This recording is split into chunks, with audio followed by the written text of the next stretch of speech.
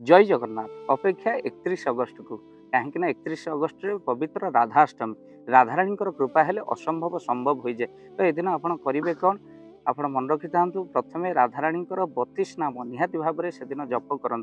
आउ एक उपाय आपन को कहबू चमत्कार उपाय जहाँ को करी राधाराणी कृपा सहित मनोकामना आपणकर पूर्ण हो।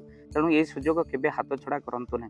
आपड़ एक धला कागज रे नाली डटपेन 108 थर राधाराणी नाम लिखि दिंतु। तापर से कागज को भांगी बाम हाथ रखी डाण हाथ घोड़े दिंतु। मन में जहाँ चिंता आपड़ कर राधा को स्मरण कर से चिंता करूँ। एक भूल जदि आप जीवन में केवे से भूल टी कही दिंतु। तापर संध्या समय से कागज को राधा राणी मंदिर को जाई बा राधाकृष्ण मंदिर रे चरण समर्पण कर दिंतु। एक हलदिया पुष्पता सहित समर्पण कले चमत्कारी कृपा मिले। आ राधाराणी ये जन्मदिन में आपन जदि दान करने चाहते स्क्रीन रे चलता नंबर रे कॉल करी दान करेंगे। कहीं रोगी दुखी को दान कले निश्चिंत भाव में राधाराणी कृपा आपको मिले।